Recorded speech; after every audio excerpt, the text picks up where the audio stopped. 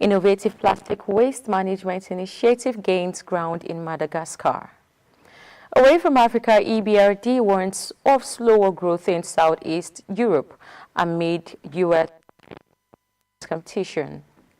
And in health, Ethiopia rolls out digital health record in 130 facilities as part of national strategy.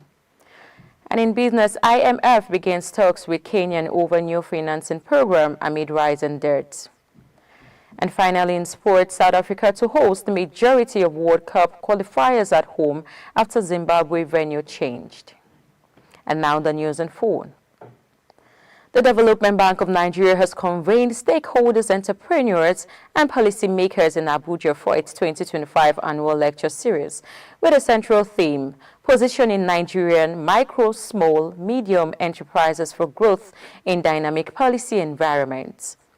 Delivering the opening address, Managing Director of the Development Bank of Nigeria, Dr. Tony Okpanachi, described the bank as a convener of ideas and reaffirmed its commitment to providing Nigerian MSMEs with the right tools to thrive.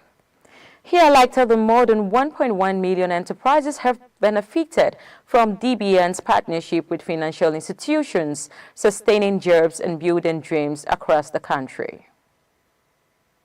And what we do, we get entrepreneurs, people with ideas to come and pitch, right, for their ideas, innovative ideas, and we get winners out of that. That's the starting point. We'll get the first top three and we'll provide some grant for them to start, for them to be able to develop their ideas, and then from there scale it up and be able to have access to finance. So that's the first step. The next thing which we are working on is to say, are we able to create funds specifically to fund ideas and innovative ideas? Because we also have a key mandate to also develop startups, and these startups always start from ideas, so innovative ideas for that product. So now that's the next stage we are working on, to have dedicated funds that will be able to deploy it for startups, for those innovative ideas. The keynote address was delivered on behalf of Vice Presidents Kashim Shettima by Special Advisor on Economic Affairs, Dr. Tokwe Faswar. He praised DBN robust governance and alignment with the government's renewed hope agenda. He outlined major policy reforms, including forced subsidy removal, exchange rates unification, climate financing, and digital empowerment, which he said are designed to reposition Nigerian businesses for sustainable growth. Deserves a great deal of commendation. I'm not surprised that development partners like the likes of World Bank, African Development Bank, European Investment, German Development Bank, French Development Bank, etc., have also recognized and showered DBN with a lot of accolades for its achievements, including the top-notch corporate governance structure, the robust monitoring and evaluation mechanism, as well as checks on your PFIs, is firm confirmation of these achievements.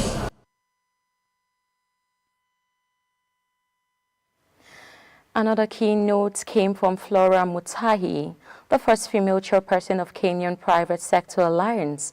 She underscored the critical role of African MSMEs in job creation and economic resilience, but warned of structural challenges such as fragmented markets and limited capital flows. She urged entrepreneurs to build strong systems, leverage customer data, and embrace collaboration. In her words, alone is fragile, together is powerful.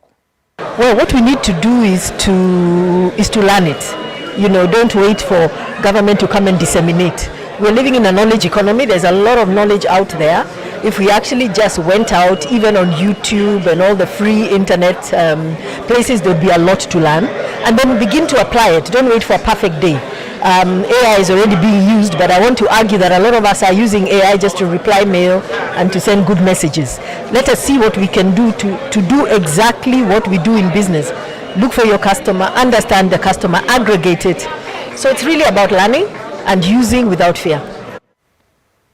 A policy panel discussion featured international consultant Jalani Aliyu and Professor Aliyu Dahiru Muhammad of Bayero University, Kano.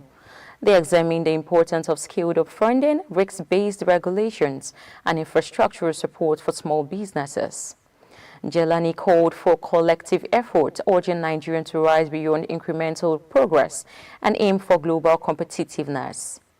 A further insight came from entrepreneurs including Ifyong Williams and Prince Arthur Uche, who stressed the need to harness local raw materials, navigate regulatory bottlenecks, and adopt scalability business model despite policy constraints. Also speaking, the Director General of Small and Medium Enterprises Development Agency of Nigeria, Charles Odi, outlined SMARTDAN's innovation drive to strengthen small businesses through new support programs.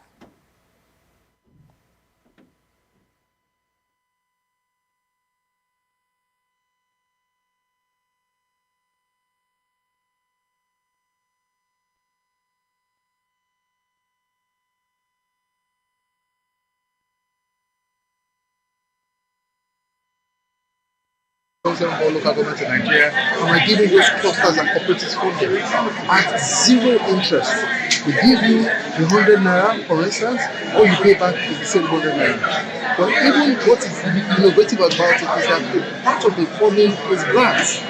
So if you give a cluster 10 million naira, or they pay back the 7 million naira, 70% of it is a loan, zero interest, 30% is a grant. And this one is what is actually working, what has tested, and we're seeing that when you lend and you borrow a cluster, each and every member of the cluster, every member of the cooperative can benefit from it, and then they can pay back. One participant at the event shared her take-home, noting that there are some policies that need to be tweaked a bit to actually deliver on what the intent is. There are other policies, however, that are working.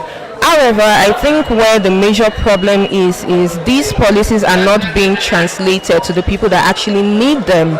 Because, for example, if you go now and gather a group of women or even men that are doing business and you ask them what these policies are, a lot of them do not even know. So I think in that area, more work needs to be done in educating the people who you're making policies for on what these policies are, so that they are even aware in the first place that they exist. Because if they do not know, they can't take advantage of them. And most importantly, they can't also relate to you what is working and what is not. The 2025 DBN lecture series ultimately underscored a unified message. With the collaboration, innovation, and the right policy environment, Nigerians' MSMEs can transform resilience into long-term prosperity. Moving on, the government of Benin has approved a new decree to expand index-based agricultural insurance nationwide, a move designed to protect smallholders farmers from climate-related risks. The decision taken during a cabinet meeting on September 24 follows the success of a 2024 pilot project that covered 11,000 rice farmers with over 2,300 receiving payouts due to weather-related crop losses. Unlike traditional insurance, index-based insurance activates compensations automatically when preset thresholds such as rainfall or crop yields are not met. The decision speeds or payouts, lowers administrative costs, and improves farmers' access to credits, as banks are mostly likely to support insured producers. The scheme has gained strong interest from rice, cotton, and livestock farmers, who were often most exposed to climate shocks. The government says the expansion is part of the broader strategy to enhance agricultural resilience. In March 2025, the Ministry of Agriculture launched a second pilot program targeting 100,000 farmers in key sectors, with agriculture contributing 24% of GDP and employing 28% of Benin's workforce. Officials say the insurance rollout could help safeguard rural livelihoods and build a more climate-resilient economy. The demand for artificial intelligence skill in South Africa has skyrocketed to 352% between January 2029 and July 2025. According to the latest job market trends report from online recruitment platform Peanuts, the report published in late August revealed that AI is not only transforming entire sectors of the economy, but also shaping the job market and skill sets required for today's workshop. The surge is particularly sharp in 2025, with demands for AI talent rising by 77% in the first half of the year compared to the small period in 2024. The province of Gauteng, which includes Johannesburg and Pretoria, accounted for 58% of AI job posting, followed by the Western Cape with 24% and KwaZulu-Natal with 4%. International companies made up 3% of posting, while 2% were fully remote roles. Both specialized AI roles such as machine learning engineers and traditional roles increasingly require AI tools like marketers and content creators are driving this growth. Peanut's head of data and Jabate says the finding shows that AI is no longer confined to niche tech jobs, but is now influencing a wide array of professions. From finance to marketing, content creation to software development, AI expertise is rapidly becoming a core requirement, she explained. Bate added that the AI is helping create jobs, not just replace them, and urged both young job seekers and mid-career professionals to adapt quickly. The report also highlighted AI potential to help reduce youth unemployment and spur economic growth in South Africa across emerging markets. Madagascar's new approaches to plastic waste management are combining local innovation with environmental and social impacts. The initiative, known as Plastico Madagascar, is used in developing practical tech-driven solutions to reduce plastic intensive recycling by dispensing rewards for each plastic bottle deposited. To improve reach, mobile collection unit has been introduced to serve remote and under-deserved areas. The effort is supported by a mobile application that enables users to track their recycling contributions, manage earned rewards, and access educational content on sustainability. The app also fosters a sense of collective environmental responsibility by connecting users through a digital community platform. The project's innovation and social impact have gained regional recognition, including third prize at the 2025 POSAM Orange Social Venture Prize and the first prize at the Orange Summer Challenge earlier that year. A competition highlighting responsible entrepreneurship across Africa and the Middle East. Madagascar model reflects a growing movement in Madagascar and across the global south of rethink waste management system through local solutions, technology, and public participations, bringing environmental actions and inclusive economic development. Away from Africa, the Euro Bank of Reconstruction Development, EBRD, has issued a warning on economic growth in Southeast Europe is likely to come under pressure in 2026 due to the U.S. increased competition and tightening governments. The bank released its latest on Thursday, slightly downgrading as the 2026 growth outlook across region of investments, while the its projection for 2025 to 3.1%, from a May estimate of 30%. Chief economist Batua noted that access to the U.S. remains a key concern for economies in the EBRD region, while exports to the U.S. grew this year ahead of expected era tariff. The decline in the second quarter, the new forecast mark a pullback from early expectations of 3.3% growth in 2026, with Romania and Balkan countries dragging down the average. Meanwhile, Ukraine's projected growth has been reversed downward to 2.5 as the ongoing war with Russian energy uncertainty and reliance on foreign aid continue to weigh on its economy. We'll go on a quick break now. When we return, the news continues.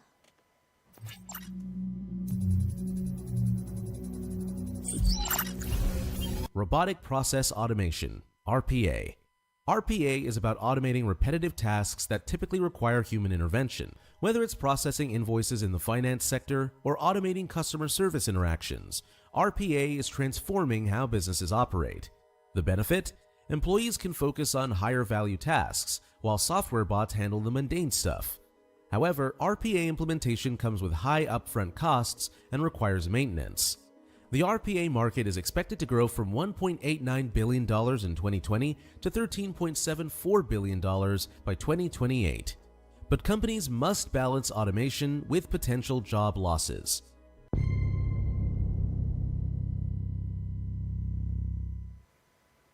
Welcome back. If you're just joining, this is the Idea TV news update, and now the rest of the news.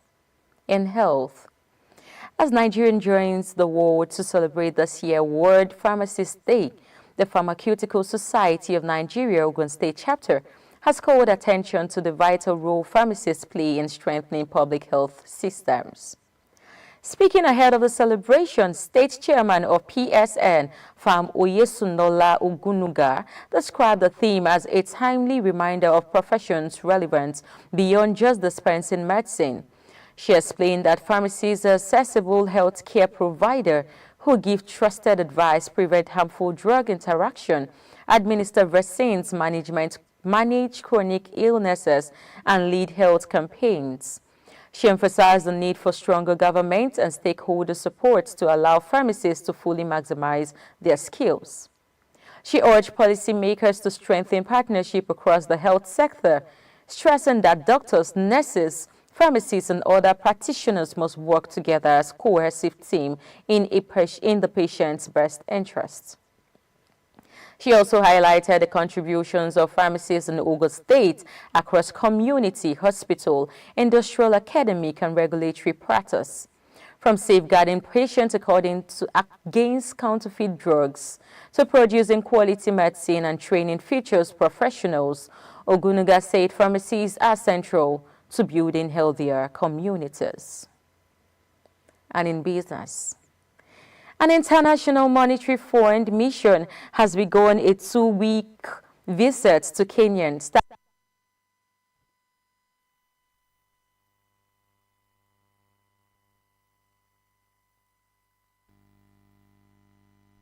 Aim to help Kenyan restore microeconomic stability, manage debt risks, and strengthen governance while fostering inclusive growth.